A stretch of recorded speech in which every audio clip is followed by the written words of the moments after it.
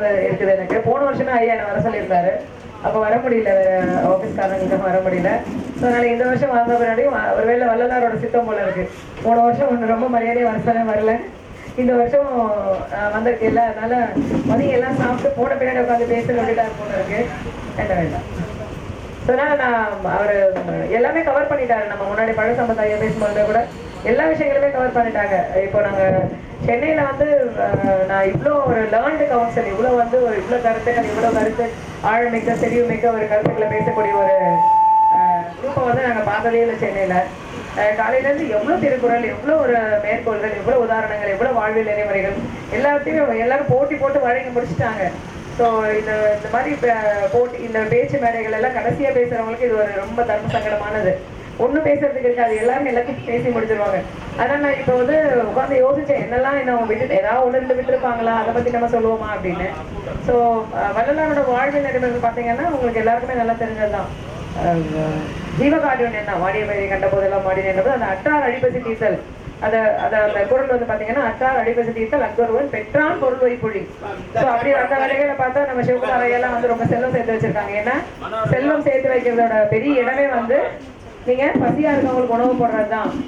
அற்றார் அடிப்பசி தீர்த்தல் அக்கொருவன் பெற்றான் பொருள் வைப்புழி. ஒரு பொருளை சேர்த்து வைக்க வேண்டும், பணம் சம்பாதித்த பணத்தை சேர்த்து வைக்க வேண்டும் என்ற எண்ணத்தில் இருக்கக்கூடியவன் செய்ய வேண்டிய வேலை, அவன் பணத்தை எங்கே சேர்த்து வைக்க வேண்டும் என்றால் நாங்கள் வந்து பசி பிடி தீர்க்கிறது மூலமா தான் சேர்த்து வைக்க முடியும் அப்படின்றது தான் நம்ம வள்ளுவருடைய வாக்கியம். ஸோ அந்த வகையில் இது பண்ணிட்டு இருக்காங்க. இன்னைக்கு நான் காலையில் வந்தவொடனே பார்த்தேன். நான் இப்போ ஒரு கடந்த ஒரு வருடமாவே அப்பா ஐயா கிட்ட பேசிட்டு தான் இருப்பேன். ஸோ அவரை பார்க்கும்போது எனக்கு அந்த ஒரு விஷயம் தான் தோணுச்சு. நம்ம எல்லாரும் அடிக்கடி கேள்விப்பட்டிருப்பீங்க இந்த ஒரு பாடல் வரிகள்.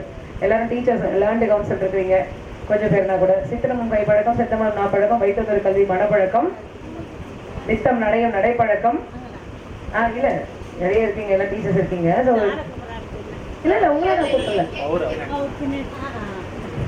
நித்தம் நடையும் நடைப்பழக்கம் சொல்லிட்டு கடைசியா ஒரு லைன் வரும் பாருங்க. சித்திரமும் கைப்பழக்கம், செந்தமலம் நாப்பழக்கம், வைத்ததொரு கல்வி மனப்பழக்கம், நித்தம் நடையும் நடைப்பழக்கம், தயையும் கொடையும் நட்பும் பிறவி குணம் அப்படின்னு. ஸோ ஐயா வந்து ரொம்ப தயவா, முதல்ல ரொம்ப அன்பா, அவர் தன்மையா பேசக்கூடியவராக இருந்தார். முதல்ல இருந்தே வந்து நான் வர முடியலன்னு போனோம்னு சொல்லப்ப கூட ஒன்றும் எனக்கு கழிஞ்சது, என்னமா இப்படி பண்ணிட்டீங்க இன்விடேஷன்ல போய் போட்டுன்னு சொல்லலை. சரி விடுங்கம்மா, இறைவனோட சித்தம் அடுத்த வருஷம் வந்து சேருவீங்க அப்படின்னு சொன்னது. நட்பும் தயையும் கொடை, அது வந்து இறைவனோட கொடை, அது வந்து பிறவி கொடை அப்படிங்கிறாங்க. ஸோ அந்த மாதிரியான குணங்களை நம்ம வளர்த்துக்கிறது எல்லாருக்குமே இருக்கு. இங்க எதுவுமே நான் புதுசாக சொல்ல வேண்டி இருக்குல்ல. அண்ட் எல்லாமே வந்து எனக்கு தான் வந்து ரீஇன்ஃபோர்ஸ் ஆகிருக்கிறாரு. எனக்கு வந்து திரும்ப வந்து ஒரு செறிவூட்டப்பட்டிருக்கு. இப்போ பாலுக்கெல்லாம் செறிவூட்டுருவாங்க, சின்ன குழந்தைங்களுக்குன்னா கொலஸ்ட்ரால் அதிகமாக போட்டு செறிவூட்டப்பட்ட பால் அப்படின்னு வரும். அந்த மாதிரி இங்கே வந்தது மூலமா வாழ்வு நெறிமுறைகளும் ஒழுக்கங்களும் எனக்கு இன்னும் செறிவூட்டப்பட்டிருக்கு. எனக்கு கொஞ்சம் கொஞ்சம் தான் தெரியும். அது எல்லாமே இங்கே வந்து ரொம்ப அழுத்த திருத்தமாக நிறைய கற்றுக்கிட்டேன். காலையில் நான் ரொம்ப சின்சியராக கவனிச்சு நோட்ஸ் எடுத்துக்கிட்டேன். ஸோ அதனால வந்து அந்த மாதிரி நட்பும் தயையும் கொடையும் பிறவி குணம் அப்படின்னு சொல்றதை நம்ம பார்க்குறோம். ஸோ அவங்க எல்லா விஷயமும் கவர் பண்ணதில் அந்த இன்சொல் அப்படிங்கிறத பற்றி மட்டும் நான் சொல்லலாம் நினைச்சேன். அதுலேயுமே வந்து அந்த இன்சொல்ங்கிறத வந்து நம்ம வள்ளலார், அதாவது எல்லாத்தையும் தன்மையாக பேசணும் அப்படின்றத பற்றி அடிக்கடி சொல்றதை நம்ம பார்க்குறோம். ஸோ இப்போ பார்த்தீங்கன்னா இப்போ குயில் இருக்குல்லங்க, குயில் நமக்கு ஏதாவது நன்மை செஞ்சிருக்கா? ஒன்றும் செய்யலை. கழுதை நமக்கு ஏதாவது தீங்கு செஞ்சிருக்கா? இல்லை, ஒரு தீங்கும் செய்யலை. ஆனால் யாரையாவது திட்டும்போது நம்ம என்ன திட்டோம்? கழுதை திட்டுவோம். ஆனால் யாரையாவது குயிலே திட்டுறோமா? திட்டுறது இல்லை. ஆனால் குயில் எந்த நன்மையும் நமக்கு செய்யலை. கழுதை வந்து இன்ஃபேக்ட் நமக்கு நன்மை செய்யுது. நமக்கு பொதி சமக்குது, நமக்கு வந்து ஒரு தொழில் செய்யறதுக்கு உதவியாக இருக்கு. கழுதை பாலை கூட கலந்து யூஸ் பண்ணுறாங்க, குழந்தைங்களுக்கு நல்ல குரல் வரணும்னா கொடுக்குற ஒரு கல்ச்சர் இருக்கு. ஸோ இவ்வளோ செய்தும் கூட நம்ம கழுதையை வந்து ஏன் வந்து திட்டுறோம்? யாரையாவது திட்டணும் இல்லை கடிச்சு பேசணும்னா நம்ம கழுதைன்னு சொல்லிடுறோம் ஈஸியாக. ஏன்னு கேட்டிங்கன்னா அது இன்சொல் இல்லாதனால, இனிமையா இல்லை. ஸோ அதனால தன்மையா பேசணுங்கிறது ஒரு இது, ஒரு இதெல்லாம் இருக்கு, ஏற்கனவே இருக்குதான். அதில் சொல்லாமல் விட்டதுக்காக நான் அதை கவர் பண்ணலாம். ஒரு 2 பாயிண்ட் தான் இருக்கு. எனக்கு பேசுறதுக்கு ஒன்றுமே விட்டு வைக்கல, எல்லாரும் பேசி முடிச்சுட்டாங்க. ஸோ அதனால நம்ம எப்பவுமே இன்சொல். அதுக்கு ஒரு இது பார்த்தீங்கன்னா அவையாரோட நீதிநெறி விளக்கம் குமரகுருகளோட இதில் பார்த்தீங்கன்னா பிறரால் பெருந்துட்டு வேண்டுவான் யாண்டு மரவாமை நோட்பதும் தொட்டு பிற சீரெல்லாம் தூக்கி சிறுமை பணம் காத்து யார் யாருக்கும் தாழ்த்து சொல்லல் அப்படின்னு ஒரு பாடல் உண்டு.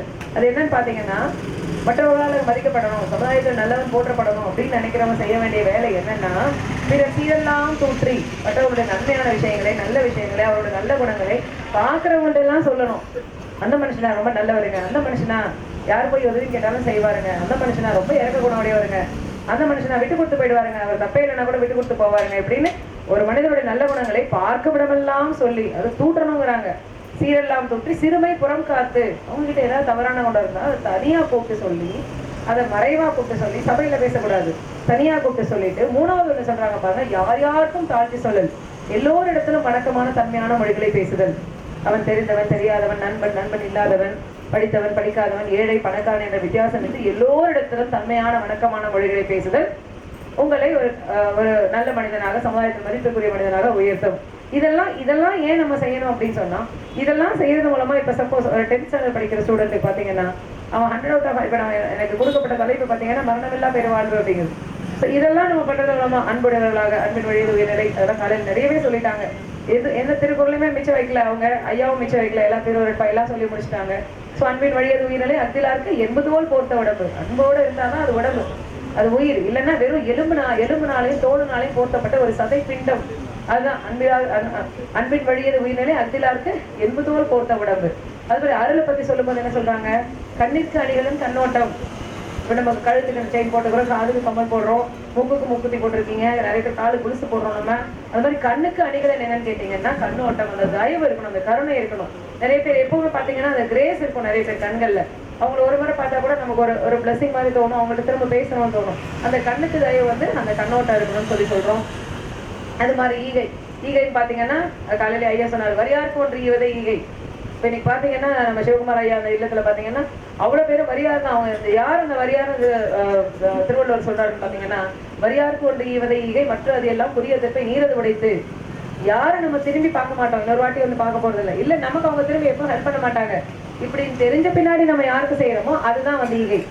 நான் இவங்களுக்கு செய்யறேன்னா, இவங்க வந்து டீச்சரா இருக்கீங்க இல்லைங்களாமா, நாளைக்கு எனக்கு ஏதாவது ஒரு ஹெல்ப் அவங்க கிட்ட கேட்பேன். நான் எனக்கு ஒரு டவுட் தான் அவங்களுக்கு ஃபோன் பண்ணி கேட்டு, இன்னைக்கு அவங்க ஏதாவது கேட்டாங்கன்னா வேண்டாம்னு சொல்ல முடியாது. சரி, அவங்க டீச்சரா இருக்காங்க, நாளைக்கு ஏதாவது ஒரு ஹெல்ப் பண்ணுவாங்க, என் பொண்ணுக்கு ஏதாவது சொல்லிக் கொடுக்க மாட்டாங்களா அப்படின்னு ஒரு எதிர்பார்ப்பு உள்ளடக்கியதா இருக்கும். நம்ம நண்பர்களுக்கோ, உறவினர்களுக்கோ, தெரிஞ்சவர்களுக்கோ, நமக்கு வேண்டியவர்களுக்கோ செய்யற எந்த ஒரு செயலுமே அது உதவின்ற கேட்டகரியிலே வராதுங்க.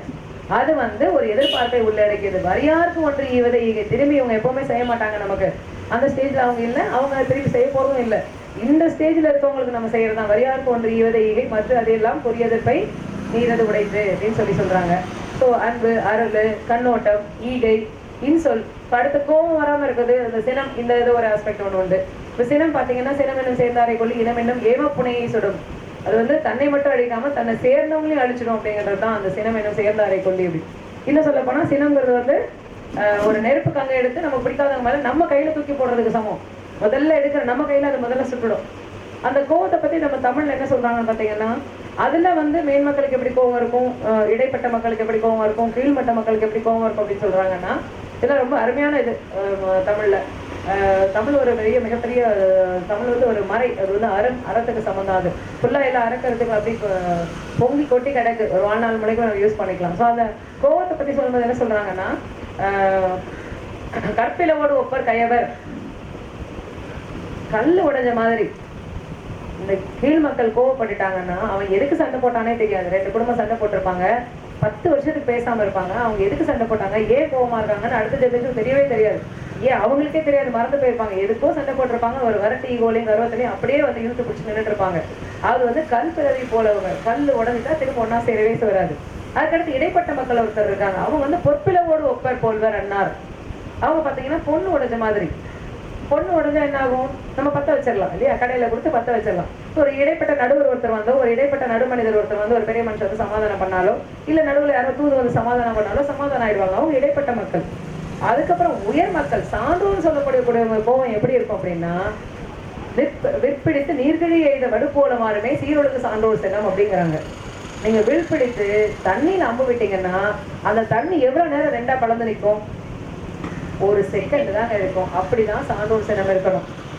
அப்படி இல்லாம நம்ம எந்த காரணம்னே தெரியாம நம்ம உறவுகளோடையும் சுற்றத்தாரோடையும் நண்பர்களோடையும் யாரோடையுமே தான் என்ன காரணம் தெரியாம கோவப்பட்டு அந்த கோவத்தை அப்படியே பிடிச்சு நிற்போம். அந்த கோவத்தை விட்டு இறங்கி வந்துட்டா நம்மளோட கௌரவம் கெட்டு போறதா நம்ம நினைப்போம்.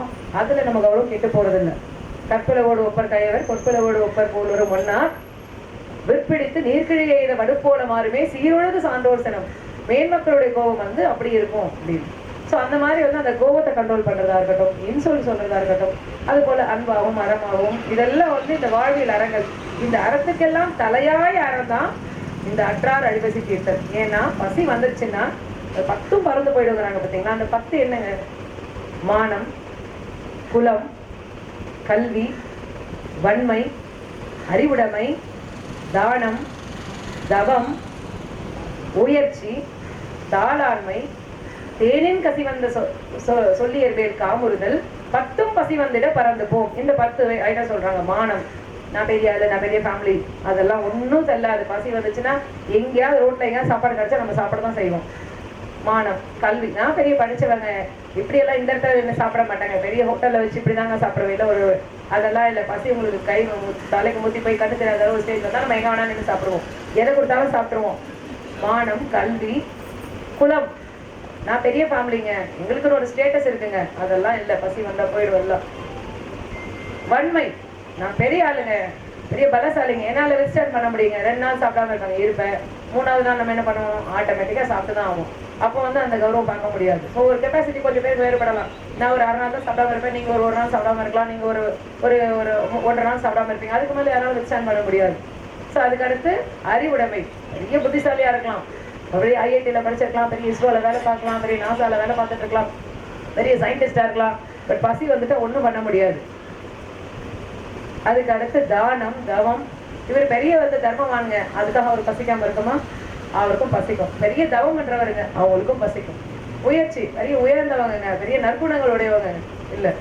அதுக்கு அடுத்து தாளாண்மை, ரொம்ப இறக்கப்படுறவங்க, அவங்களுக்கும் அதே தான். இந்த மாதிரி தாய் இறக்கப்படுறது கூட மறந்து போய் பசி வந்துச்சுன்னா, தாய் இறக்கப்படுவோம், நம்ம இயல்பா என்னோட இயற்கை குணம் இருக்குன்னா கூட எனக்கு பசி வந்துச்சுன்னா அந்த இறக்க குணமும் என்னை விட்டு போயிடும். அந்த பசி தீர்ந்த பின்னாடி நான் மறுபடியும் எல்லாரும் நினைக்க ஆரம்பிப்போம். அப்படி தன்னை மறந்து தன்னோட குணங்கள் எல்லாம் அந்த 10 குணங்களையுமே வந்து நம்மளை விட்டு வெளியே கொண்டு போக வைக்கிற ஒரு பெரிய பிணி. அதனாலதான் அது என்ன சொல்லியிருக்காங்க, அது நோய். நோய் வந்தா நம்மள நாமே மறந்துடுவோம். ஒரு உடம்பு சரியான ஹாஸ்பிட்டல் இருக்கவங்கள போய் பாருங்க, அவங்க முன்னுக்கு பின் முரணா பேசுவாங்க, பயந்து போய் இருப்பாங்க. அதனாலதான் அந்த பசி வந்து பிணின்னு சொல்லியிருக்காங்க. அப்படிப்பட்ட அந்த பசி பிணியை தீர்க்கிறது தான் அறங்கள்லயே பெரிய அறம்.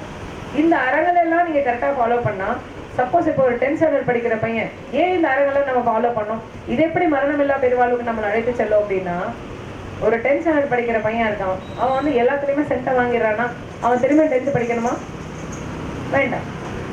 அது மாதிரிதான் இந்த வாழ்வில் அறங்களை எல்லாத்தையும் நீங்க சரியா ஃபாலோ பண்ணிட்டா மீண்டும் உங்களுக்கு பிறகு வேண்டாம், திரும்ப நாங்க பெரிய பிறந்து வாழ வேண்டாம். இல்லை, ஆனால் எல்லா அறங்களையும் நீங்க இந்த பிறவையும் சரியா ஃபாலோ பண்றீங்களே, நம்மளால முடிஞ்சது. It is not that I'm sorry, ஆங்கிலம் பேசக்கூடாது. இல்ல நம்ம அதனால நம்மளால என்ன பண்ண முடியுதோ அந்த நன்மையும் அந்த சிறிதளவு நன்மையாவது நம்ம எப்பவுமே எல்லாருக்கும் செய்யணும். ஒரு ஜென்டொலி வந்து ஒரு கடற்கரையில போய்கிட்டு இருப்பாரு. அப்போ வந்து இந்த ஸ்டார் ஃபிஷஸ் எல்லாம் வந்து ஷோருக்கு வந்து இதாகிட்டு இருக்கும், அதெல்லாம் உயிர் விட்டுட்டு இருக்கும். ஒரு 100கணக்கான ஸ்டார் ஃபிஷ் வந்து உயிர் போய்கிட்டு இருக்கும், ஒன்னா செத்துக்கிட்டு இருக்கும். அப்போ அந்த வழியா அந்த ஒரு துறவி போறாரு, எதிரில் ஒரு மனிதன் வராரு. இவர் ஒரு ஸ்டார் ஃபிஷ்ஷா எடுத்துட்டு போய் கடலுக்குள்ள போட்டுக்கிட்டே இருக்காரு. அப்ப அவர் அந்த எதிரில் மனுஷன் இருக்காங்க, என்ன கேட்கிறான், what difference will it make, என்ன பெரிய வித்தியாசத்தை பண்ணிடுவேன் நீ, ஒன்னொன்னா எடுத்துட்டு போய் எவ்வளவு நேரம் நீ கடல்ல போட்டுருவ, எத்தனை ஃபிஷ் உன்னால கடல்ல போட்டுற முடியும் அப்படின்னு. அப்போ அவர் சொல்வாரு, I don't know whether I will be able to make a big difference to the entire crowd. இங்க இருக்க அத்தனை மீன்களுக்கும் என்னால ஜஸ்டிஸ் பண்ண முடியுமா, அத்தனையும் காப்பாற்ற முடியுமான்னு எனக்கு தெரியல. ஆனா என் கையில இப்ப வச்சிருக்கேன் பாரு, இந்த ஃபிஷ்ஷுக்கு இது வாழ்வா சாவான்ற ஒரு விஷயம், இது வந்து பொழிச்சுப்போம் இல்லையா. ஸோ நம்ம கிட்ட வரக்கூடிய ஒரு மனிதருக்காவது நம்ம எப்பவுமே தன்மையாகவும் அவங்களுக்கு ஒரு டிஃபரன்ஸை கொடுக்கக்கூடியவங்காகவும், அவங்களுக்கு வாழ்க்கையில வந்து எல்லாருமே எல்லா விதமான மனநிலையில இருக்கவங்க, எல்லாரும் ஒரே நாள்ல வந்து நம்ம சந்தோஷமாகவும் உற்சாகமாகவும் இருக்கிறது இல்லை. நமக்கு வீட்டுல பிரச்சனைகள், பண பிரச்சனைகள், குடும்பத்துல பிரச்சனைகள், 1000 பிரச்சனைகளுக்கு மத்தியில நம்ம வந்து மனம் ஒருநிலைப்பட்டு நமக்கு இருக்கிறது இல்லை. அந்த மாதிரி சூழ்நிலையில நம்மள வந்து பாக்குறவங்களுக்கு நம்ம பெரிய ஹெல்ப் பண்ண முடியும்னாலும் பரவாயில்ல, இன்சொல் அகனம் வந்து இதில் நன்றே முகனம் வந்து இன்சொலனாக பெரியன், உங்க நல்ல வார்த்தையாவது சொல்லி அவங்க வாழ்க்கையில திரும்ப ஒரு நம்பிக்கை, பரவாயில்ல நமக்கு சப்போர்ட்டுக்கு ஆள் இருக்காங்க, பரவாயில்ல நமக்கு தைரியம் சொல்லவாது ஆள் இருக்காங்க, நம்ம இன்னும் ஒரு ஸ்டெப் எடுத்து வைப்போம் அப்படின்ற அந்த நம்பிக்கையை மட்டுமாவது நம்ம வந்து சக மனிதருக்கு கொடுக்கணும். அதுதான் காலையில பட சம்பிரதாயம் சொல்றது அந்த குரல் எல்லாம் நான் நோய் ப்ரிப்பேர் பண்றதுன்னு அவர் சொல்லி முடிச்சிட்டாரு. அறிவினால் ஆகுதுன்றோ பிரிவி நோய் தன்னோய் போல் போட்டுறாங்க. இன்னைக்கு நில பொதுவாக வந்து தமிழ் வந்து ரொம்ப விரும்பி படிக்கக்கூடிய ஒரு ஆளு. இங்க தமிழ் வாத்தியாரும் இருக்கீங்க, தெரியல தமிழ் வாத்தியார் இருக்கீங்க, பட் எங்க அப்பா மாதிரி தமிழ் பட்டிருக்கவங்க இருக்காங்களான்னு எனக்கு தெரியாது. எங்க அப்பா தமிழ் வாத்தியார் கிடையாது, எங்க அப்பா மிடில் ஸ்கூல் ஹெச்எம்மா இருந்தாரு, அப்புறம் பேக்வர்ட் கிளாஸ் வெல்ஃபேர்ல ஹாஸ்டல் காலேஜ் ஹாஸ்டல் வளர்றதுக்கு ரிட்டையர் ஆகிட்டு இப்போ இறந்துட்டாரு. ஸோ நான் ஸ்கூல் படிக்கிற காலங்களில் என்ன சொல்லுவாருன்னா, தமிழ்ல வந்து ஃபர்ஸ்ட் கிளாஸ் வாங்காதவங்களோட ஃப்ரெண்ட்ஷிப் வச்சு கூட மாட்டாரு. அவங்களுக்கு அறம் இருக்காது, துணிஞ்சு தப்பு செய்வாங்க, பயப்பட மாட்டாங்கடா, மனசாட்சி இருக்காது அவங்களுக்குன்னு தமிழ் தாய்மொழியா இருந்து அவங்க தமிழ்ல ஃபர்ஸ்ட் கிளாஸாவது மினிமம் எடுக்காதவங்கள நான் ஃப்ரெண்ட்ஷிப் வச்சு அலோவ் பண்ண மாட்டேன். எங்க அப்பா என் வீட்டுக்கு வர ஃப்ரெண்ட்ஸை கூப்பிட்டு கேட்பாரு, நான் எப்பவுமே குரூப் சேர்த்து தான் அலைவேன், எப்பவும் ஒரு 10 பேரை கூட்டிட்டு வந்துடுவேன் வீட்டுக்கு. எங்க அம்மா தான் நிறைய வேலை செய்வாங்க, என் ஃப்ரெண்ட்ஸை கூப்பிட்டு அவங்களுக்குலாம் சாப்பாடு சரி உங்களுக்கு டாக்டர் பண்ணிட்டு இருப்பேன். பாப்பாரு எல்லாத்தையும் பொறுக்கி பார்த்து பேசிடுவாரு எங்க அப்பா. கொஞ்ச நேரத்துல பேசிட்டு இவர் வெரி பர்டிகுலர், ஒன்று இப்படி தான் வளரணுன்றதுல. இந்த குரூப் ஒன் சர்வீஸும் ஃபர்ஸ்ட் அட்டம்ல வாங்கணுன்றதுல எங்கள் அப்பா தான் எல்லாமே உருவாக்கி விட்டுட்டு போனாரு. நான் இன்னைக்கு வரும்போது கூட நினைச்சேன், இந்த வள்ளலார் மையத்தில் போய் பேசுறதுக்கு நமக்கு என்ன தகுதி இருக்குன்னு. தருமபுரியில் வள்ளலார் அறிவாலயத்தில் தான் நான் ஃபர்ஸ்ட் ஸ்டாண்டர்ட் படித்தேன் ஃபர்ஸ்ட். எங்கள் அப்பா வள்ளலார் ஃபாலோ பண்ணி தான் வெஜிடேரியனாக கன்வெர்ட் ஆனார். அவர் 5ஆம் கிளாஸ் படிக்கும்போது, அதாவது நான்வெஜ் மட்டுமே இருந்த காலங்களில், அதாவது அந்த ஊரில் வில்லேஜில் வறுமையில் வெறும் நான்வெஜ் வந்து இது பண்ணி வச்சு அதை அந்த பாடம் பண்ணி வச்சு அதை மட்டும் ஒரு பீஸ் எடுத்து சாப்பிட்டுட்டு அப்படியே ஸ்கூலுக்கு தண்ணி குடிச்சிட்டு போகணும். இல்லைன்னா சோறு கிடையாது, வருஷத்தில் ஒரு 3 மாதம் நெல் சோறு, மீதி ஒரு 8 மாதம் வந்து கூழ் கஞ்சி அவ்வளோதான் இருக்கும். இல்லைன்னா அதுவும் இருக்காது. அந்த மாதிரி நாட்களில் எங்கள் அப்பா அதை வந்து வெஜிடேரியனாக கன்வெர்ட் ஆனாரு. நான் வெஜிடேரியனாக கன்வெர்ட் ஆனதெல்லாம் பெருமை இல்லை இருக்கு. எங்கள் அப்பா இருந்து பார்த்துக்கிட்டாரு, மல்லி டாட்டர். ஸோ அதனால அவர் வெஜிடேரியனாக கன்வெர்ட் ஆனதுனால from the day when he got married with my mother, she was also made into vegetarian. I was born and brought up as vegetarian. So இது வள்ளலார் இதை வந்து எப்பவுமே சொல்லிட்டே இருப்பாரு, எல்லாத்தையும் தன்மையாக பேசணும்டா. இந்த எத்துணையும் பேதமராத வந்து ஒரு ஒரு 500 தடவையாவது எனக்கு அதை சொல்லி கொடுத்துருப்பாரு எங்கள் அப்பா. எனக்கு எத்துணையும் பேதமராத உயிரும் தமிழ் போல் எல்லா உயிரும் தன்னை போல நினைப்பா. உனக்கு எப்படி வருத்தமா இருக்கும் ஒரு வார்த்தை சுடுசொல் பேசினா, யார்த்தையும் சுடுசொல் பேசாதப்பா, தன்மையாக பேசு, நம்மளால முடிஞ்ச ஹெல்ப்பை பண்ணாமல் போகாத அந்த இடத்த விட்டுன்னு. இன்னைக்கும் டிபார்ட்மெண்ட்டில் ஜாயின் பண்ணி 14 வருஷம் வரைக்கும் நான் ஒரு கேண்டிடேட் கூட நான் ஈவினிங் எனக்கு உடம்பு சரியில்லை கூட 7 மணி ஆச்சுன்னா என்னால் ஒரு முடிஞ்ச விஷயமா இருந்தால் நான் 10 மணி ஆனால் கூட இருந்து பண்ணி கொடுத்து தான் வீட்டுக்கு போவேனே தவிர, இல்லை என்னோட ஆஃபீஸ் டைம் முடிஞ்சிருச்சு, இல்லை நான் ஆஃபீஸில் நீங்கள் அடுத்து பார்த்துக்கோங்க அப்படின்னு சொல்லிட்டு நான் வீட்டுக்கு போகிறதே கிடையாது. என் ஆஃபீஸில் கேட்டாலுமே சொல்லுவாங்க. ஸோ அதனால அந்த வள்ளலார் இதை ஃபாலோ பண்ணி தான் எங்கள் அப்பா அதை பண்ணார். ஸோ அதனால இன்சொல் அகனம் வந்து ஈதலின் நன்றே, முகனம் வந்து இன்சொல்லனாக பெறேன். நம்ம வந்து தன்மையான வார்த்தைகளை பேசணும். ஏன்னா ஒரு வார்த்தை வெல்லும், ஒரு வார்த்தை கொல்லும். வார்த்தை ரொம்ப முக்கியம். அதனால வந்து நம்ம நல்லது பண்ண முடியலாம் பரவாயில்ல. ஒரு இதுல பாத்தீங்கன்னா திருமூலர் இதுல வரும் பாத்தீங்கன்னா, யாவருக்குமாம் இறைவருக்கு ஒரு பச்சிலை, யாவருக்குமாம் ஆவிற்கு ஒரு இலை, அப்புறம் யாவருக்குமாம் உண்ணும் போது ஒரு கைப்பிடி சோறு, யாவருக்குமாம் ஒரு இன்னுரை. ஒன்றும் பண்ண முடியலையா, ஒரு பசுமாட்டுக்கு வந்து உங்களால முடிஞ்சா இலை கொடுங்க, இல்லை இறைவனுக்கு போனால் ஒரு வில்வ இலை கொடுத்தா போதும் சிவனுக்கு, இல்லை நீங்கள் சாப்பிடும்போது ஒரு கைப்பிடி சோறு கொடுங்க யாராவது பக்கத்தில் வரவங்களுக்கு. இது எதுவுமே பண்ண முடியலையா, பசுமாட்டுக்கு உங்களால் இலை பிடிக்கி போட முடியல, ஒரு சிவனுக்கு ஒரு வில்வத்தை கொடுக்க முடியல, உங்களுக்கு சாப்பிடும்போது ஒருத்தவங்களுக்கு ஒரு வாய் கொடுக்க முடியலையா, பரவாயில்லைங்க, இன்சொல்லாத பேசுங்க. யாவருக்குமாம் ஒரு இன்னுரை, தன்மையான மொழிகளை பேசுங்க. இந்த உலகம் கண்ட இந்த உலகம் இது வரைக்கும் first world war, second world war, இன்னும் நிறைய கண்ட்ரிகளுக்கு இடையே நடந்த வார், இதுக்கு எல்லாம் மூல காரணம் பார்த்தீங்கன்னா வார்த்தையில தான் ஆரம்பிச்சிருக்கும். ஒரு தடிப்பான வார்த்தை வந்து ஒரு ரிலேஷன்ஷிப்புக்கு எடுத்து ஒரு வாழ்நாள் முழுக்க அந்த குடும்பத்தை புரட்டி போடுறோம். அது நாடுகளையும் அரசாங்கங்களையும் வந்து மாற்றி போட்ட ஒரு வரலாற்று சிறப்புமிக்க ஒரு பெருமை வந்து இந்த வார்த்தைகளுக்கு உண்டு. அதனாலதான் வந்து அது இது இன்னும் வாய்மைக்கே விளக்கம் பார்த்தீங்கன்னா, வாய்மைங்கிறது போது வந்து நேர்மையா இருக்கிறதையோ, திருவள்ளுவர் வந்து வாய்மைங்கிறது நேர்மைன்னு சொல்லல, அன்பா இருக்கிறதுன்னு சொல்லல, அருளா இருக்கிறது சொல்ல. வாய்மை எனப்படுவது யாதெனில் யாதொன்றும் தீமையில்லாத சொல்லல், யாரையும் பாதிக்காம தன்மையா பேசுறதுக்கு பேர் தான் வாய்மைங்கிறார். வாய்மை எனப்படுவது யாதெனில் யாதொன்றும் தீமையில்லாத சொல்லல். அதனால அப்படி நம்ம நல்ல வார்த்தைகளை பேசுவோம், நல்ல கருத்துக்களை எல்லாருக்கும் பரப்புவோம், எல்லோரும் இன்புற்று மகிழ்வோம் என்று கூறி வாய்ப்பளித்தமைக்கு நன்றி கூறி விடைவாருக்கு அமர்கிறேன். நன்றி, வணக்கம்.